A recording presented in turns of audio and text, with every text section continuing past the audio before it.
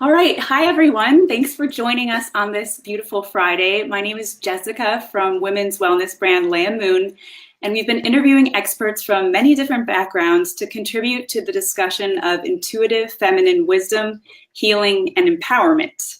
So if you have any thoughts to share or questions during this broadcast, feel free to message in the comments and we'll include your thoughts during or towards the end of our conversation. Today, I'll be interviewing this amazing Kathe Schaaf. Kathe is co-author of the award-winning book, Women's Spirituality and Transformative Leadership, and co-founder of Women of Spirit and Faith.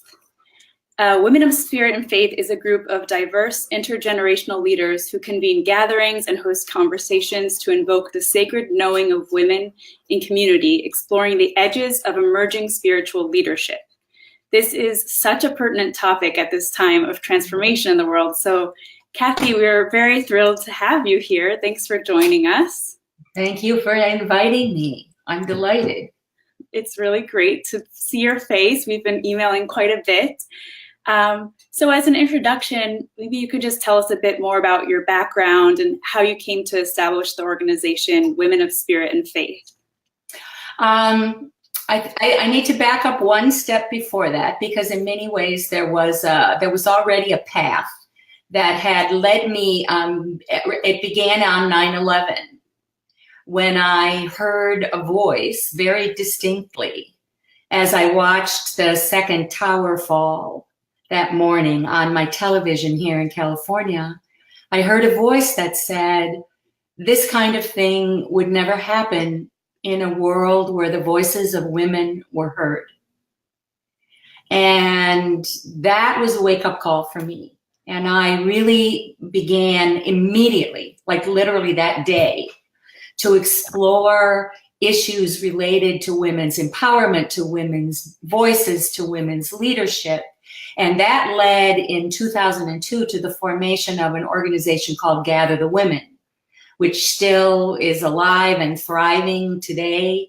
It's an organic, self-organizing community of women that's global, and that has that purpose of inviting women to come into circle, to speak their wisdom into the circle, and to grow in their own leadership and knowing in that way.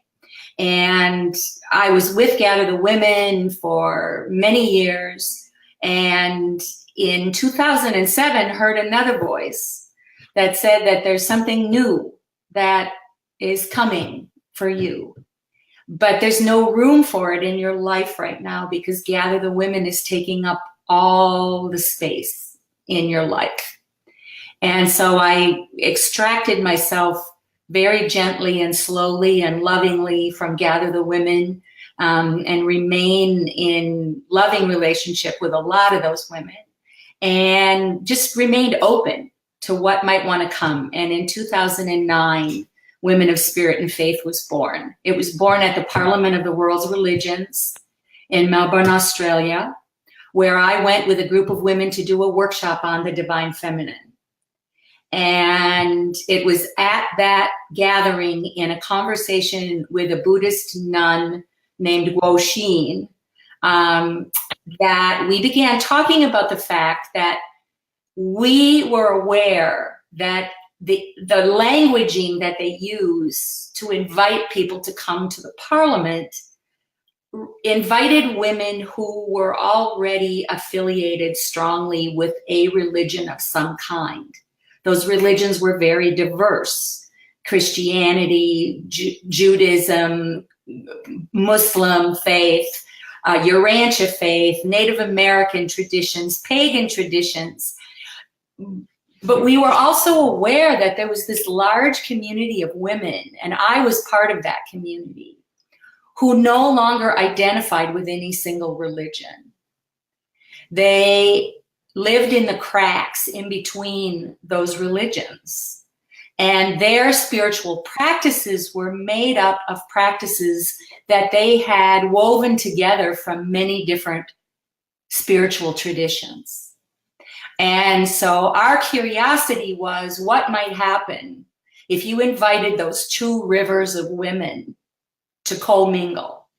Women who were strongly identified with a religion, and women who were at that time being identified as the nuns, which is N-O-N-E-S, having no religion. Okay. I disagree with that characterization. I don't think of myself as a nun. I think of myself more as an all. I see the commonality among all the world's religions. And so Women with Spirit and Faith was born in 2009, initially with that curiosity. What happens if we bring those two communities of women together and they begin to learn from one another and cross-pollinate? Oh, amazing. I kind of want to touch on something you did mention initially when you first kind of got this intuitive calling of gathering the women during, the events of 9/11. What about that event made you feel that this never would have happened if women had a voice in the ways of the world?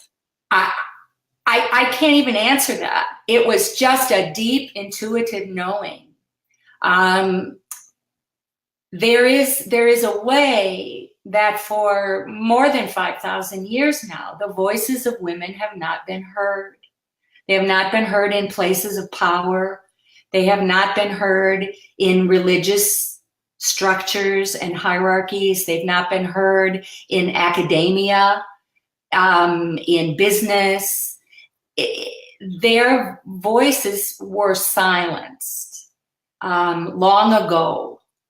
And that wisdom, that whole wisdom tradition of the feminine, and particularly the divine feminine, has been missing. And there's a wonderful, feisty Benedictine nun named Joan Chittister who writes in our book, who describes that as humanity is a bird with only one wing.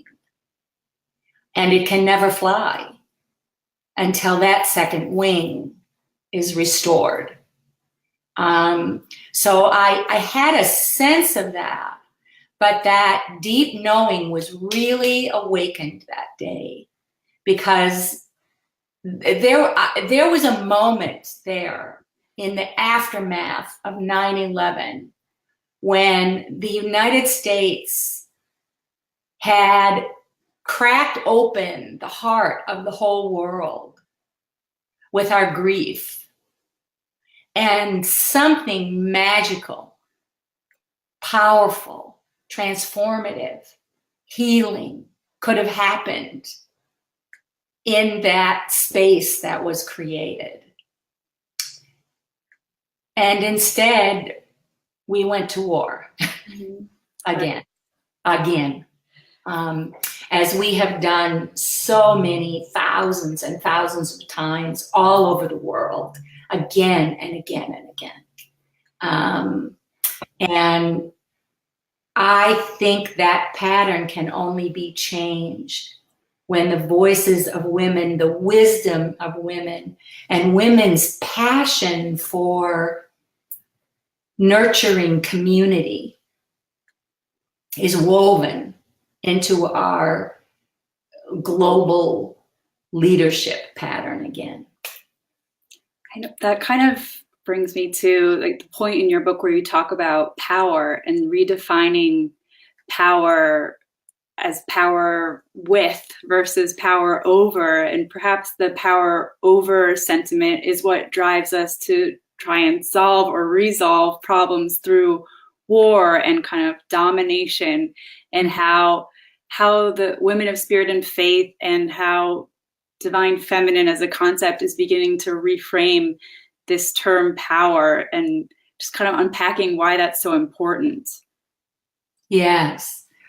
Women of spirit and faith from day one has been a continuous experiment in shared leadership, horizontal, circular leadership. We have no president, we have no executive director. We make all of our decisions in circle. And We do that through relationship. We do that through deep listening. We do that through sitting still and doing nothing when we're not sure what to do next. We've grown comfortable with not knowing the answers and with waiting until we are sure about our next step. And that is a completely different model of power, and it's a completely different model of leadership. And what we have found is that our power collectively, when we share that power equally and we surrender to the mystery that lays at the center of our circle, that is when we make decisions, when we craft projects, when we anchor gatherings that end up being truly powerful, truly transformative. There's something new that's created in the center of that circle. And that's what we need more of. I think it's interesting too to touch on those spaces of silence or of kind of surrendering to an unknowing, maybe in the more like cerebral sense, when you're trying to problem solve together, and allowing for that space to really listen and feel more into, you know, getting these calls or downloads or intuition, but creating space to be able to have that connection seems really important, and also seems really intuitive to women when they do gather together in circle. Even in that, you know, that geometric formation kind of immediately elicits that type of process. Yes. And I think that's very much related to how you're defining the divine feminine. So perhaps we can speak more to that piece of kind of bringing in the divine aspect into understanding our nature and how to become leaders or people of powerful people in the world with strong voices. Yes, I believe that the most important thing that has been missing, that has been invisible, she's always been here, but she's been driven underground. I mean, literally driven underground, is the divine feminine. And the possibility that women carry within them a divine spark. When in the Abrahamic faiths, God is always languaged as masculine, is always referred to as father or son or he or him, and never with a feminine reference. There are a lot of men, good, wonderful, well-intentioned, heart-centered, open-spirited men who have told me, well, that's just for convenience. We all know that God isn't a man. But you cannot underestimate the impact of 2,000 years of that kind of languaging on girls and on women who feel somehow further away from God because they are not a he or a him or a father or a son. So reclaiming our sacred leadership, reclaiming our spark of divinity, reclaiming our spiritual authority as women is really difficult, I think, and it's subtle. It's subversive, and it's really important. It's really important for us to begin. I grew up in a Wisconsin Synod Lutheran church, which is a very conservative Christian place. And God was an angry God. The dominant theme of my childhood in that church was, God, forgive me, a poor, miserable sinner. When in my heart, I knew a God that was very, very different. A God that was loving and welcoming. And it wasn't until I was in my 50s that I began to hear women talk about God as she. And I have a friend, Meredith Tenney, and I'll never forget the first day that Meredith was telling me a story about how she tried to do something that she thought was a divine assignment, and she thought she'd failed at it. And she went outside and she sat down on a bench and she said, "Well, Mom, another failed assignment." And that day was a game changer for me, because I realized that I wanted that mom. I wanted a God that I could come to and say, "I failed, Mom." And I could crawl up in her lap and she would still love me. And that was so powerful for me. And I have been curled up in the lap of that mother ever since.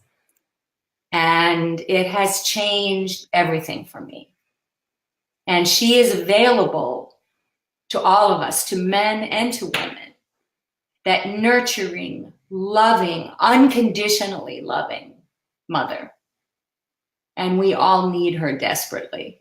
Very much. Mm-hmm. So in practice then, in terms of connecting with her or having, more of an open conversation with the divine, what are some ways that you would recommend someone connecting in this way that's been so conditioned kind of towards the more masculine God in the more traditional sense?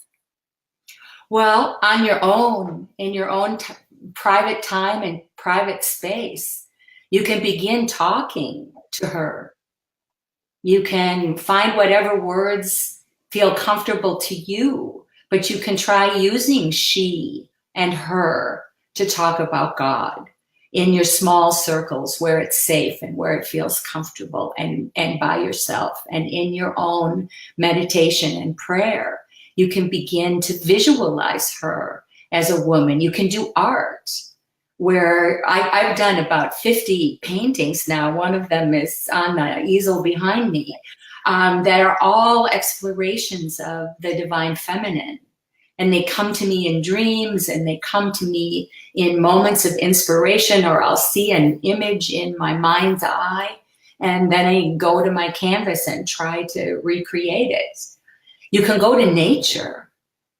She's in nature everywhere. And just sit still in nature and connect with her energies, her voices, her messages. You can go to the ocean. One of my favorite practices, because I can walk to the ocean from my house. And I go down and I build altars from stone and sticks right along the shoreline where the rising tide is going to swallow them. And they're my gifts to her. They're my offerings to her. And I say prayers as I build these altars. And you can write poetry to her. There are all kinds of ways, but it's mainly listening to what feels most comfortable for you today, as a way to enter into communion, community, connection, relationship with the divine feminine. And as you do that step by step, you'll get more comfortable. I got to the point where I was deeply immersed in the divine feminine in the work I was doing with Gather the Women and Women of Spirit and Faith. And I was still raising my children in a traditional church. And I would sing the hymns, and I would sing out loud, she instead of he. And people would turn and look at me like, what did you just say? And it was like, I'm sorry, but I have to do this. This is what feels authentic for me. Yeah, I think that's like the big point too, is like it's a feeling, what feels authentic for you. And that is like in your creativity. So making art and being out in nature and kind of, that's when you're more in tune, it seems, with your intuitive self versus, reading the scripture and just sort of following the rules and letting that inner voice retreat somewhere else while you just kind of stay in your more kind of technical mode, I guess it really is. So I think that makes a lot of sense to me. And I'm curious too, in your group, Women of Spirit and Faith, because you talk about that being, two streams threading together, one women of spirit and one women of faith. And I was wondering if there's any conflict between a woman who's more towards the women of faith side that might be following a religious background a little bit more strictly and starting to kind of break out and invite in the divine feminine, which is part of religion for sure too. But I'm wondering if there's ever that feeling of if they're betraying a certain piece of themselves by following the divine feminine. I think that there is a tension, and there's a tension that exists within the church itself, and there's a tension that can exist within the individual. But what we have seen now, beginning in 2009, at that parliament in Melbourne where Women of Spirit and Faith was born, the divine feminine was the rock star of that parliament. Mm-hmm. There were events on the divine feminine that were so large, were so well attended that they had to move them to bigger rooms because the 200-person room where they had set up this workshop wasn't going to hold the 500 people who were standing out in the hallway waiting to get in.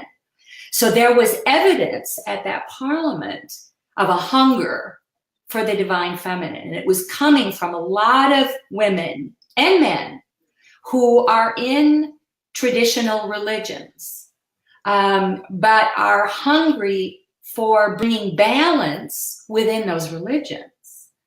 One of the things that's begun to happen now is that the non-canonical Gospels, these ancient texts that have been discovered in the deserts, the Nag Hammadi documents and others, have introduced us to Gospels that are not in the Bible. They were edited out of the Bible in the 4th century by the Nicene Council. It was determined, we don't need these. They're not right. But many of them reference Mary Magdalene and other women as being central characters in Christ's story. People who walked side by side with him, who preached side by side with him and with John the Baptist. Women were major figures in early Christianity. They were co-leaders in those early days. And that tradition is beginning to seep back into Christianity in many different ways.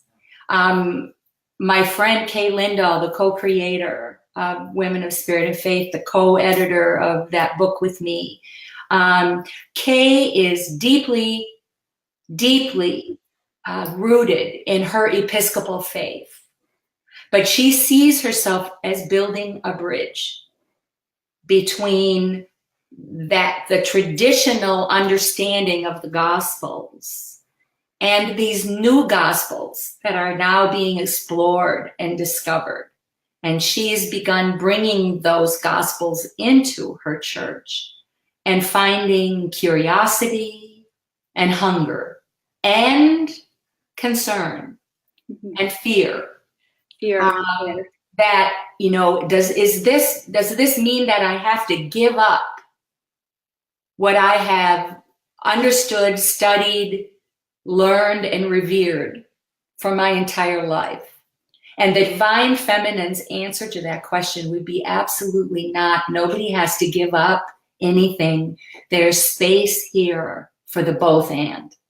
For sure. That is always her answer. That makes so much sense. And it is such an expansive time too. So to kind of stay boxed into something that was written thousands of years ago, let's say, that's part of a story that's ever evolving, just as we as humanity are ever evolving, and we as a consciousness are ever evolving. So these new downloads and messages and kind of energetic pulls towards the other or something that we need to sort of rebalance, which really has been this concept of divine feminine, not even concept, the reality that's always existed, that's been pushed underground, as you mentioned. We're starting to kind of feel that real need and desire to call that back into the way that we interpret the world and create in the world. So I think it makes sense for us to have the attitude of opening rather than kind of clinging to and feeling fearful, which is understandable because it's a new concept for so many, yet it's super ancient and ingrained in our own,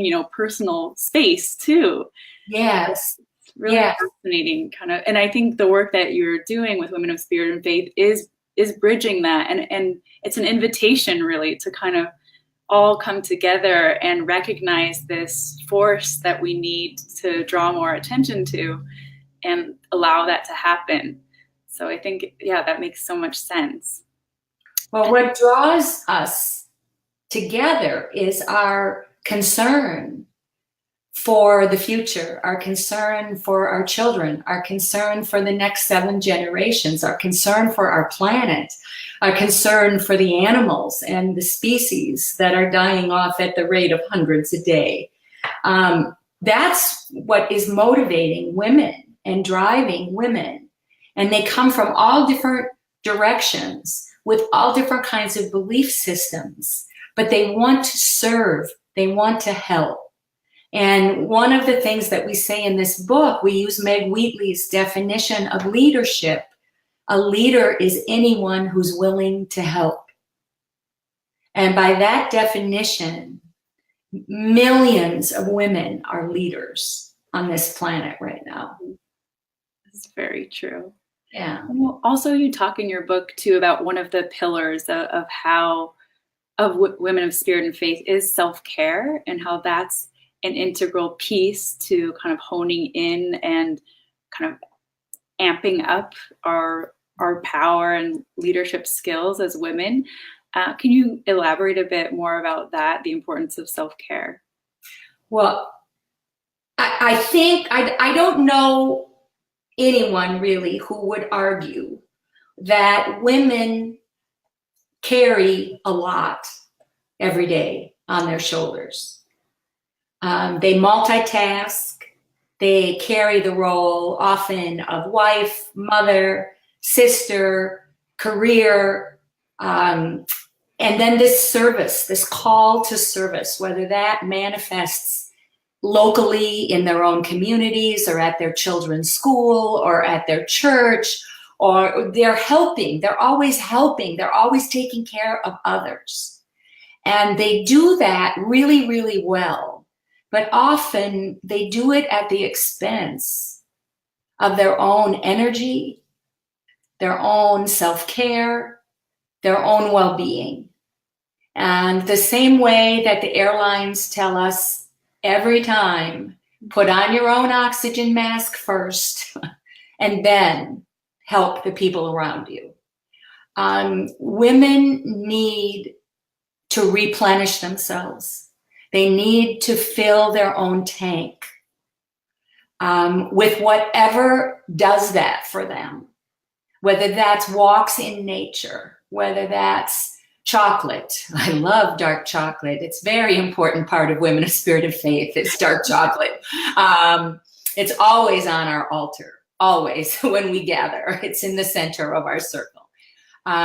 Whatever that means to you, whatever you can sense intuitively that you are missing in your own soul, in your own heart, in your own body, you need to do that for yourself. You need to carve out the time to nurture yourself in that way, because the odds are none of the people in your life are going to do it for you. And you need to make it a priority. And it's not self-indulgence. One of the things that we acknowledged right away is that the demands on women and women's lives are such that they get pulled away from the circle from time to time. because there's a death in the family, because there's a birth in the family, because there's a crisis in the family or the community. And then they come back. And so that our organization is this living, breathing organism of women who step out for a while to give birth and breastfeed for 2 years, and then they come back when they can. And when they come back, they're a different person for that experience that they've had, and that enrichment that they've had, and that learning that they've had, and what they've tapped into through that experience. And so that our organization thinks of itself more as an organism than as an organization. And that always makes me smile when I say that, because one of my friends, every time she would try to quote me on that, would end up saying orgasm. I knew you were going to say instead that. of organism. And she was a feisty, juicy elder in our midst. And it happened every time. And there's a relationship there, because that ecstasy, that release, that intense connection with your own sexuality is an important part of that nurturing, as you well know. Yeah. I think that's such an interesting point too, about self-care and self-love, and how no one else can be able to really do that for you but yourself. And carving out space to be able to give to yourself in that way is also part of your connecting in with the divine feminine within yourself, I think. Because I think even when you were talking to about hearing the call or being connected to the intuitive voice, sometimes when we do retreat to take care of ourselves is when we can hear that the loudest. So it always ends up serving us in our more active, outward-facing self live, to really make that space to care deeply for ourselves. And we're usually alerted pretty quickly when we don't do that. Like we get injured or we get really sick. Like there's always something that our body will tell us, like, hey, you waited too long. It's time to do this thing now. So yes, absolutely. So as you know, as I mentioned on our pre-interview, that we've been researching the benefits of vaginal steaming, which is an ancient feminine self-care practice with physical, emotional, and spiritual benefits. I'm curious if you've heard of this practice before and what you think of it. Well, I hadn't heard of it before until you contacted me.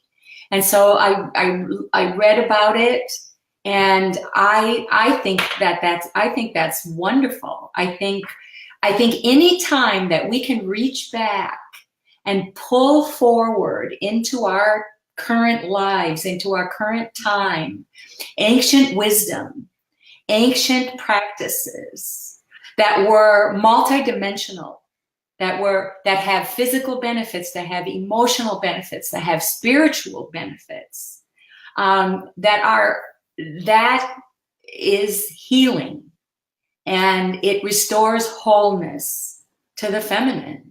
So I applaud your work with this, and wish you all the best.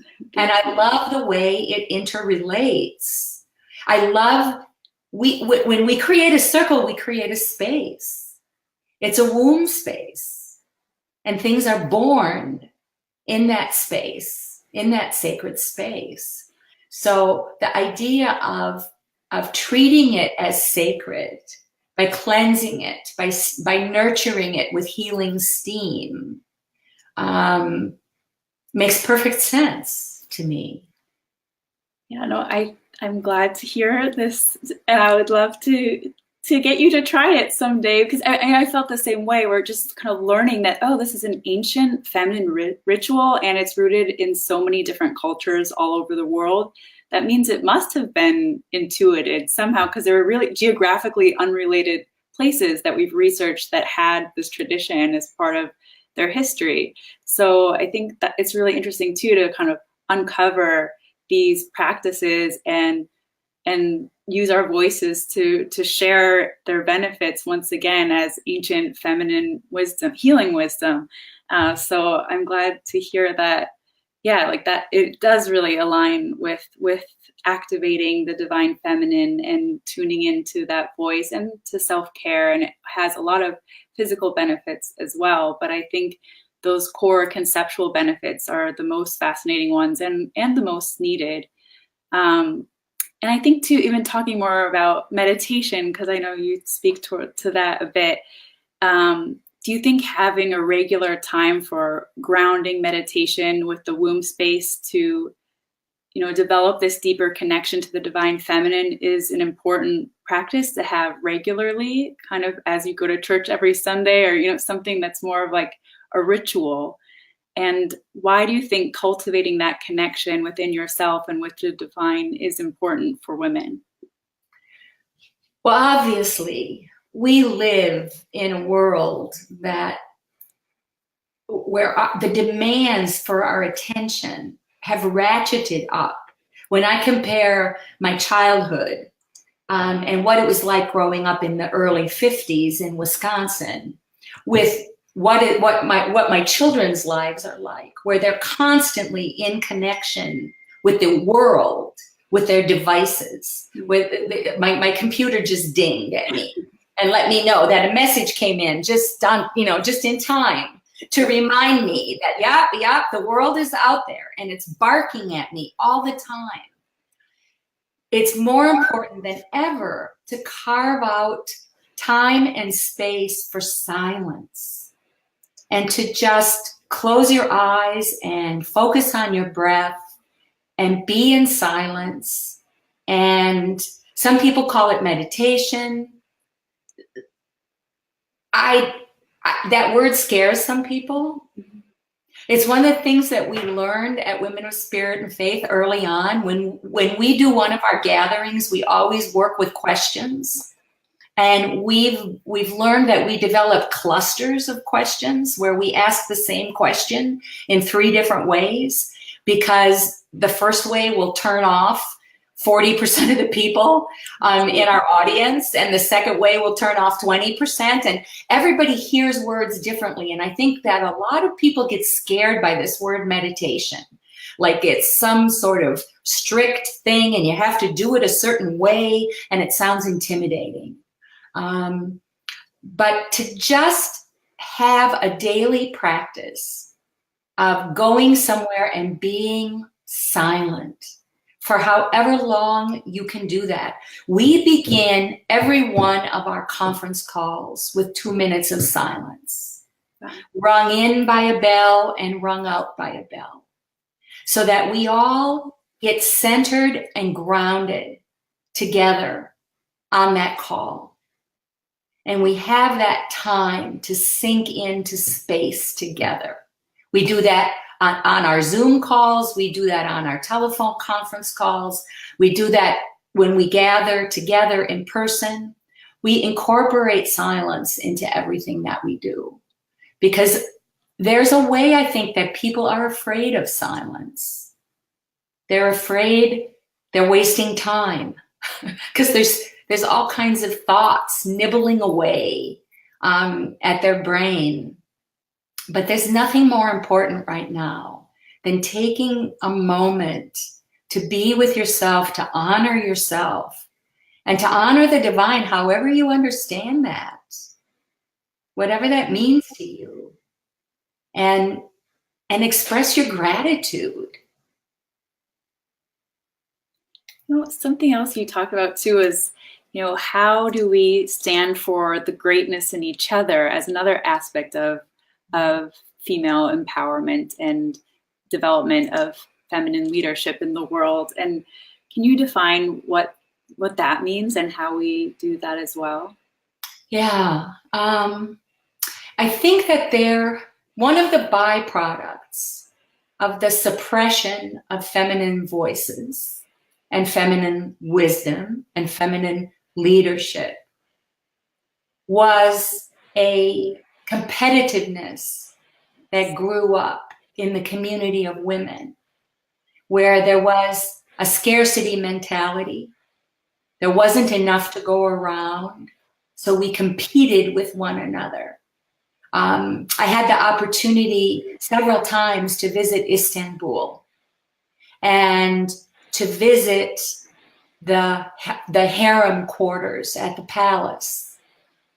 You can feel the competitiveness within those walls of those women who were confined, literally confined behind walls for the pleasure of the men. And the competitiveness for who was going to get the jewelry, who was going to get the money, who was going to get chosen, who was going to give birth to the son. All of that culture is overlaid on all of us. It's in our DNA somewhere. So the most important thing we need to do is lift one another up, to cheer our sisters on, to celebrate their successes. There is enough to go around. There's more than enough to go around. And we stand for the greatness of each other. And that is essential going forward, that we celebrate each other. I think too, like the voice of the divine feminine, in order for that voice to become, more powerful in the world, we as women become louder when we're supporting each other and when we see another that sort of, is in need of that lifting up because they don't necessarily have the confidence because they've been living in a hyper competitive world and made to think that they're not good enough and not perfect enough. That it's our responsibility in a sense too to empower each other and see the greatness in each of us as much as we see it in ourselves, and both of those things. So that seems like a super important concept. And I really do feel like that is happening amongst women now. And yes, I'm having a great time as a result of that. So I hope everyone else is feeling that too, and that we continue to do that for each other and for the men also. But I think, it kind of starts with us. I believe that. And I also believe that there's something much bigger at work, because what we're beginning to model is an alternative to patriarchy, is an alternative to a hierarchical system. And that oppresses a lot of people for the benefit of a few at the top.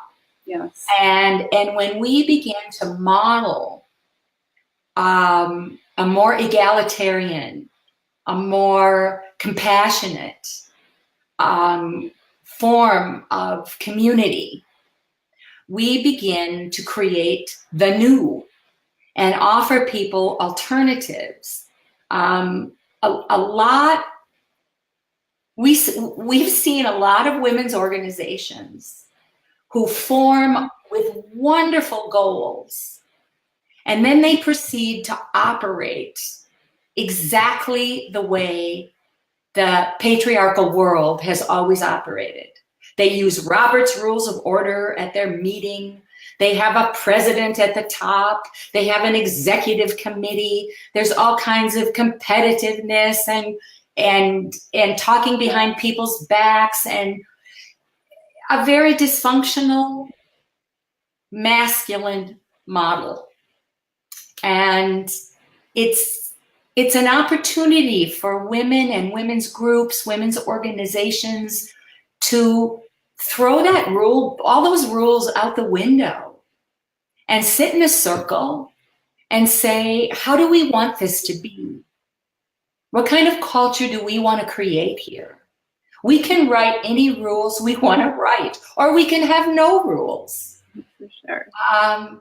And every time a group of women come together and begin to function in that way, new possibilities are seeded in the world that get communicated like dandelion puffs. They blow around and they land somewhere where you'd never expect. And they take root and they communicate new ideas. So that's the other really powerful potential that women are holding right now. Not just to lead, but to lead differently, to lead from their hearts, to lead with compassion, to listen to one another, to listen to their own inner voices, and to listen to the divine. That's really such a beautiful way to put it too, because I think a lot of women or people out there are generally really complaining about the way things are right now, saying, oh, the system is corrupt. I don't get to do this. I don't get to do that. I don't like the way this feels. Mm-hmm. But we can spend so much energy kind of in that space, but there are so many opportunities in this moment to just be the change and start to join groups that are behaving in more akin to the divine feminine, and start to kind of make these practices part of your own personal daily life, rather than focusing on thinking someone else is going to have to make this change for you to be able to live in it. You just begin living it. And as you say, those seeds begin to spread, and you connect and collaborate with more people that are super attracted to that shift in consciousness. Yes. And then it becomes our reality. So rather than waiting for the president of the United States to change things, there are amazing groups out there right now that are just growing and growing in numbers. And we kind of start to shift then where the spotlight really is. And really, ultimately, we're all in control of our own reality in that way, which is super exciting. Exactly. Kay Lindahl and I wrote a blog a month ago or so on our website where we talked about the Women's March that's going to happen on January 19th in Washington and all over the world, probably again. And we talked about the fact that let's not show up to protest. Let's not show up to be angry. Mm-hmm. Let's not show up to beat against the walls of the patriarchy. Let's show up and show the world what a new model of feminine leadership looks like and sounds like and feels like. And be creative and be silent and be spiritual and just create a new image of what feminine leadership looks like. It doesn't look like this. I love that. It has a lot of different faces. And let's show all those other faces, the faces of potential new ways of doing things, potential new ways of leading, potential new practices that will heal the world from the bottom up, from the grassroots up. So as Women of Spirit and Faith, will you be at the Women's March as an organization, or is this? Individually we will be, but we're not telling anybody where to go or what to do. Right. That is not our style. You're arming everyone with signs. We come with curiosity to say, what are you going to do? I want to hear about it.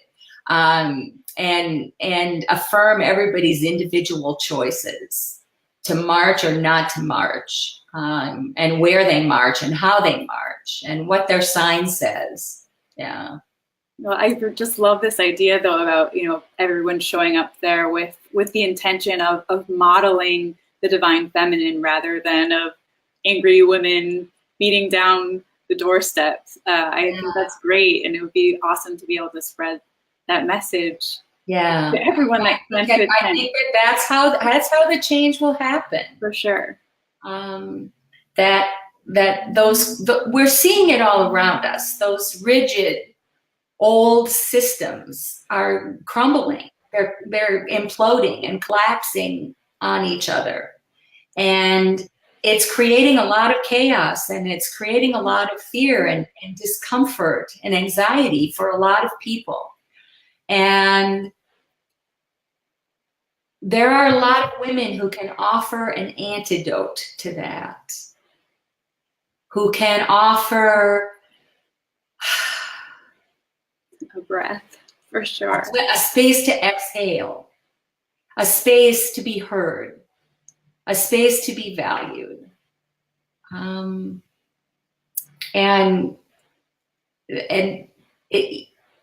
you can just feel the difference of that energy. Then somehow feeling like it's your responsibility to tear down those walls. Years ago, I heard a quote attributed to Buckminster Fuller. Now, I love Bucky Fuller, and I love so many things that he said. I've never been able to find any proof that he said this, but I hope he did, because I love it. And it's, don't worry about killing off the dinosaurs. Go build yourself a gazelle. And that's what I think the women are doing. They are building flocks and flocks and flocks of gazelles, herds of them, billions of them. And they're all different shapes and sizes, and they're all over the world. And they're just creating alternatives while the dinosaur's tail flails about wildly in its death throes. That is a great image. I love it. Yeah. I mean, I think that's really is the way forward, to just start to be, and create the reality that is taking on more of the divine feminine aspects of life. And it's all around us in every living, breathing thing. So it's not something that we're even inventing out of nowhere. It's just, she's always been here. For sure. Years ago, I was at a Gather the Women event in Seattle. This was probably in about, I would say, 2006 or so. And a young woman who was there told us about a vision that she had had.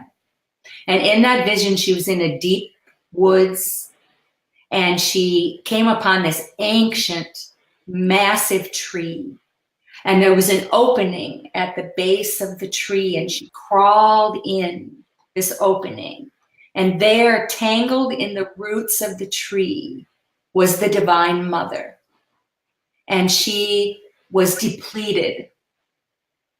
She was worn out, and she was alone.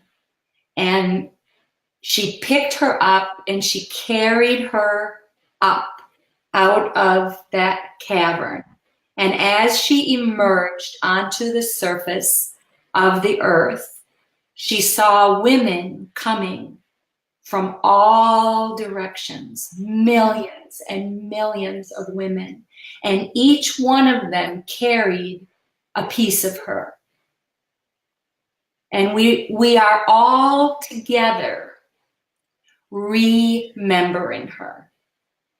We each carry our piece. You carry your piece with vaginal steaming, with women's sexuality and health, with reconnecting women with their bodies.